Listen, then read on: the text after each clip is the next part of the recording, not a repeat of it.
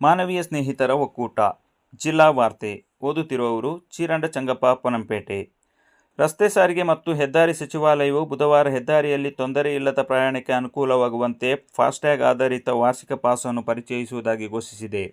ಸಾಮಾಜಿಕ ಜಾಲತಾಣ ಎಕ್ಸ್ನಲ್ಲಿ ಈ ಬಗ್ಗೆ ಘೋಷಣೆ ಮಾಡಿರುವ ಕೇಂದ್ರ ಹೆದ್ದಾರಿ ಸಚಿವ ನಿತಿನ್ ಗಡ್ಕರಿ ಅವರು, ಇದೇ ಆಗಸ್ಟ್ 15ರಿಂದ ಜಾರಿಗೆ ಬರುವಂತೆ 1 ವರ್ಷಕ್ಕೆ ಈ ಪಾಸಿನ ಬೆಲೆ 3,000 ರುಗಳಾಗಿರುತ್ತದೆ ಎಂದು ಹೇಳಿದರು.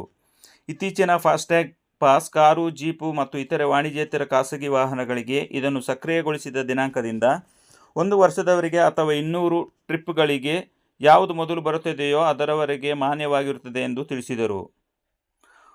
ಉಪ್ಪಿನಂಗಡಿ ಸರ್ಕಾರಿ ಮಾದರಿ ಹಿರಿಯ ಪ್ರಾಥಮಿಕ ಶಾಲೆ ವಿದ್ಯಾರ್ಥಿ ಅಬ್ದುಲ್ ಬಾಸಿತ್ ಜಪಾನ್ನಲ್ಲಿ ನಡೆಯುತ್ತಿರುವ ಅಂತಾರಾಷ್ಟ್ರೀಯ ಮಟ್ಟದ ವಿಜ್ಞಾನ ಸ್ಪರ್ಧೆಗೆ ಆಯ್ಕೆಯಾಗುವ ಮೂಲಕ ಗ್ರಾಮೀಣ ವಿದ್ಯಾರ್ಥಿಯೊಬ್ಬರು ರಾಷ್ಟ್ರವನ್ನು ಪ್ರತಿನಿಧಿಸಿದ್ದಾರೆ.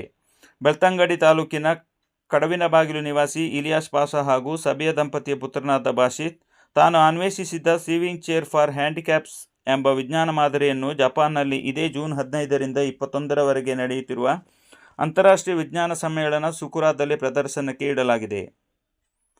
ಕೊಡಗಿನಲ್ಲಿ ಹೆಚ್ಚಾಗಿರುವ BSNL ಮೊಬೈಲ್ ನೆಟ್ವರ್ಕ್ ಜಾಲದ ಅವ್ಯವಸ್ಥೆಯನ್ನು ಸರಿಪಡಿಸಲು ಕ್ರಮ ಕೈಗೊಳ್ಳಬೇಕೆಂದು ಕೇಂದ್ರ ದೂರಸಂಪರ್ಕ ಸಚಿವ ಜ್ಯೋತಿರಾದಿತ್ಯ ಸಿಂಧ್ಯಾ ಅವರಿಗೆ ಕೊಡಗು ಮೈಸೂರು ಸಂಸದರಾದ ಯದುವೀರ್ ಕೃಷ್ಣದತ್ತ ಚಾಮರಾಜ ಒಡೆಯರ್ ಅವರು ಮನವಿ ಸಲ್ಲಿಸಿದ್ದಾರೆ. ನವದೆಹಲಿಯಲ್ಲಿ ಕೇಂದ್ರ ಸಚಿವರನ್ನು ಭೇಟಿ ಮಾಡಿದ ಸಂಸದ ಯದುವೀರ್ ಅತ್ಯಂತ ತುರ್ತಾಗಿ BSNL ಸಮಸ್ಯೆಯನ್ನು ಪರಿಹರಿಸಬೇಕೆಂದು ಕೋರಿದರು. ಕೊಡಗಿನಲ್ಲಿ ಇತ್ತೀಚೆಗೆ ಧಾರಾಕಾರ ಮಳೆ ಸುರಿಯುತ್ತಿದ್ದು, ಇದರಿಂದ ವಿದ್ಯುತ್ ಕಂಬಗಳು ನೆಲಕ್ಕುರುಳಿದ್ದು, ಇವುಗಳ ದುರಸ್ತಿಗೂ ಕ್ರಮ ಕೈಗೊಳ್ಳಬೇಕೆಂದು ಸಚಿವರಿಗೆ ಮನವಿ ಮಾಡಿದರು. ಕೊಡಗು ಪತ್ರಕರ್ತರ ಸಂಘ ಮತ್ತು ರೋಟರಿ ಮಿಸ್ಟಿ ಹಿಲ್ಸ್ ಸಹಯೋಗದಲ್ಲಿ ಕೊಡಗಿನ ಯುವ ಯೋಗಪಟು ಮದೆನಾಡಿನ ಸಿಂಚನ ಅವರ ಯೋಗ ಪ್ರದರ್ಶನವನ್ನು ಗಿನ್ನಿಸ್ ವಿಶ್ವ ದಾಖಲೆಗೆ ಸೇರ್ಪಡೆ ಮಾಡುವ ಕಾರ್ಯಕ್ರಮ ಇದೇ ಜೂನ್ 21ರಂದು ಶನಿವಾರ ವಿಶ್ವ ಯೋಗ ದಿನಾಚರಣೆಯಂದು ಮಡಿಕೇರಿಯಲ್ಲಿ ಆಯೋಜಿಸಲಾಗಿದೆ. ಮಡಿಕೇರಿಯ ಪತ್ರಿಕಾಭವನ ಸಭಾಂಗಣದಲ್ಲಿ ಜೂನ್ 21ರಂದು ಸಂಜೆ 6 ಗಂಟೆಗೆ ಮದೆನಾಡಿನ BGS ಪಬ್ಲಿಕ್ ಶಾಲೆಯ 6ನೇ ತರಗತಿ ವಿದ್ಯಾರ್ಥಿನಿ ಸಿಂಚನಾಳ ಯೋಗ ಪ್ರದರ್ಶನವನ್ನು ಗಿನ್ನಿಸ್ ದಾಖಲೆಗೆ ಸೇರ್ಪಡೆಗೊಳಿಸುವ ನಿಟ್ಟಿನಲ್ಲಿ ಸಿಂಚನಾಳಿಂದ ಡಿಂಬಾಸನ ಯೋಗ ಆಯೋಜಿಸಲಾಗಿದೆ. 30 ನಿಮಿಷ 5 ಸೆಕೆಂಡ್ಗಳ ಕಾಲ ಸಿಂಚನ ಡಿಂಬಾಸನ ಯೋಗ ಭಂಗಿಯಲ್ಲಿರುವ ಮೂಲಕ ಗಿನ್ನಿಸ್ ವಿಶ್ವ ದಾಖಲೆ ಮಾಡಲಿದ್ದು, ಪರಿಣಿತರು ಈ ಸಂಬಂಧಿತ ದಾಖಲೆ ಮಾಡಿಕೊಳ್ಳಲಿದ್ದಾರೆ ಮತ್ತು ಈ ಮೂಲಕ ಸಿಂಚನಾಳ ಯೋಗ ಪ್ರತಿಭೆಗೆ ಪ್ರೋತ್ಸಾಹ ನೀಡಲಾಗುತ್ತದೆ ಎಂದು ಜಿಲ್ಲಾ ಪತ್ರಕರ್ತರ ಸಂಘದ ಅಧ್ಯಕ್ಷ ಅನಿಲ್ HT ಮತ್ತು ರೋಟರಿ ಮಿಸ್ಟಿ ಹಿಲ್ಸ್ ಅಧ್ಯಕ್ಷರಾದ ಪೊನ್ನಚನ್ನ ಮಧುಸೂದನ್ ಅವರು ಪ್ರಕಟಣೆಯಲ್ಲಿ ತಿಳಿಸಿರುತ್ತಾರೆ.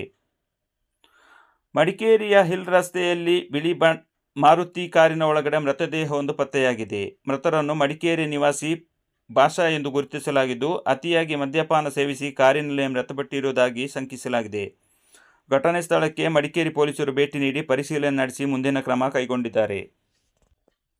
ಪೊನ್ನಂಪೇಟೆ ತಾಲೂಕು ಬಾಳಲೆ ಸಮೀಪದ ಜಾಗಲೆ ಎಂಬಲ್ಲಿ ಅಳಮೆಂಗಡ ಬಿದ್ದಪ್ಪ ಎಂಬುವರ ತೋಟದ ಲೈನ್ ಮನೆಯಲ್ಲಿ ವಾಸ ಇದ್ದ ಕಾಕು ಎಂಬುವವರ ಪುತ್ರ 42 ವರ್ಷ ಪ್ರಾಯದ ಕುಳ್ಳ ಎಂಬುವವರು ನಿನ್ನೆ ರಾತ್ರಿ 11 ಗಂಟೆ ಸಮಯದಲ್ಲಿ ಮನೆಯ ಹೊರಗಡೆ ಮೂತ್ರ ವಿಸರ್ಜನೆಗೆಂದು ತೆರಳಿದ ಸಂದರ್ಭ ಕರಡಿ ದಾಳಿ ನಡೆಸಿ ತಲೆ, ಮುಖ ಮತ್ತು ಕಣ್ಣಿನ ಭಾಗಕ್ಕೆ ಗಾಯಗೊಳಿಸಿದ ಘಟನೆ ನಡೆದಿದೆ.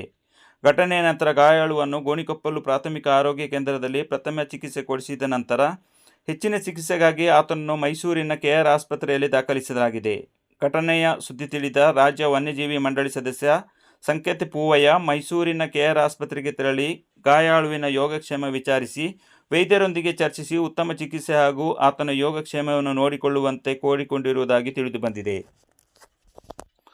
ಕೊಡಗು ವೈದ್ಯಕೀಯ ವಿಜ್ಞಾನಗಳ ಸಂಸ್ಥೆ ಬೋಧಕ ಆಸ್ಪತ್ರೆಯಲ್ಲಿ ನೆಫ್ರಾಲಜಿ ತಜ್ಞ ವೈದ್ಯರಾದ ಡಾಕ್ಟರ್ MN ಆತೀಶ್ ಅವರನ್ನು ನೇಮಕ ಮಾಡಲಾಗಿದೆ.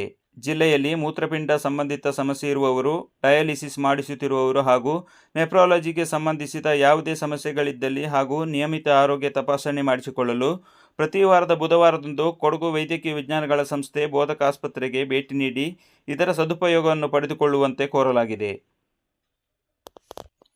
ಕೊಡಗು ಜಿಲ್ಲೆಯ ಸಿದ್ದಾಪುರ ಸಮೀಪದ ಕರಡಿಗೋಡು ಗ್ರಾಮದಲ್ಲಿ 2 ದಿನಗಳ ಹಿಂದೆ ಸಾರ್ವಜನಿಕರು ಹುಲಿಯನ್ನು ಕಂಡ ಬಗ್ಗೆ ವರದಿಯಾದ ಬೆನ್ನಲ್ಲೇ ಅರಣ್ಯ ಇಲಾಖೆಯ ವತಿಯಿಂದ ಇದರ ಹೆಜ್ಜೆ ಗುರುತನ್ನು ಅರಸಿ ಮಳೆಯ ನಡುವೆ ನಿನ್ನೆಯಿಂದ ಕಾರ್ಯಾಚರಣೆ ನಡೆಸಲಾಯಿತು. ಸ್ಥಳಕ್ಕೆ ವನ್ಯಜೀವಿ ಮಂಡಳಿ ಸದಸ್ಯ ಸಂಕೇತ್ ಪೂವಯ್ಯ ಭೇಟಿ ನೀಡಿ ಕಾರ್ಯಾಚರಣೆಯ ಪ್ರಗತಿ ಬಗ್ಗೆ ಪರಿಶೀಲನೆ ನಡೆಸಿದರು. ಈ ವೇಳೆ ಮಾತನಾಡಿದ ಅವರು, ಕಾರ್ಯಾಚರಣೆ ವೇಳೆ ಹುಲಿಯ ಹೊಸ ಹೆಜ್ಜೆ ಗುರುತು ಪತ್ತೆಯಾಗಿದ್ದು, ಸಮೀಪವೇ ಇರುವ ಅರಣ್ಯದೆಡೆಗೆ ಹುಲಿ ಹೋಗಿರುವ ಸೂಚನೆ ಸಿಕ್ಕಿದೆ. ಹುಲಿಯ ಇರುವಿಕೆ ಕಂಡುಬಂದರೆ ಅಗತ್ಯವಾದರೆ ಅರವಳಿಕೆ ನೀಡಿ ಹುಲಿಯನ್ನು ಸೆರೆ ಹಿಡಿಯಲು ಕ್ರಮ ವಹಿಸಲಾಗುವುದು. ಇದರಿಂದ ರೈತರು, ಕಾರ್ಮಿಕರು ಹಾಗೂ ಸಾರ್ವಜನಿಕರು ಭಯಪಡುವ ಅಗತ್ಯವಿಲ್ಲ ಎಂದು ತಿಳಿಸಿದರು.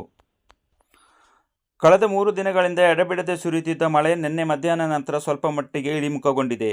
ಭಾಗಮಂಡಲ ತ್ರಿವೇಣಿ ಸಂಗಮ ಭರ್ತಿಯಾಗಿದ್ದು, ರಸ್ತೆ ಭಾಗದಲ್ಲಿ ನಿಂತಿದ್ದ ನೀರು ಸ್ವಲ್ಪ ಮಟ್ಟಿಗೆ ತಗ್ಗಿದೆ. ಮುಳುಗಡೆಯಾಗಿದ್ದ ಉದ್ಯಾನವನದಲ್ಲಿ ನೀರು ಕಡಿಮೆಯಾಗಿದೆ. ಬಲಮುರಿಯಲ್ಲಿ ನೀರಿನ ಹರಿವಿಕೆ ತಗ್ಗಿದ್ದು ಹಳೆ ಸೇತುವೆ ಮುಳುಗಡೆಗೊಂಡಿದೆ. ಈ ಭಾಗದ ಜನರು ಮತ್ತೊಂದು ಸೇತುವೆ ಮೂಲಕ ವಿರಾಜಪೇಟೆ, ಮೂರ್ನಾಡುವಿಗೆ ತೆರಳಬೇಕಾದ ಅನಿವಾರ್ಯ ಪರಿಸ್ಥಿತಿ ನಿರ್ಮಾಣವಾಗಿದೆ. ಕೊಡಗು ಜಿಲ್ಲೆಯಲ್ಲಿ ಬುಧವಾರ ಬೆಳಗ್ಗೆ 8:30ಕ್ಕೆ ಕೊನೆಗೊಂಡಂತೆ ಕಳೆದ 24 ಗಂಟೆಯ ಅವಧಿಯಲ್ಲಿ ಸರಾಸರಿ 39.92 ಮಿಲಿಮೀಟರ್ ಮಳೆಯಾಗಿದೆ. ಕಳೆದ ವರ್ಷ ಇದೇ ದಿನ 8.07 ಮಿಲಿಮೀಟರ್ ಮಳೆಯಾಗಿತ್ತು.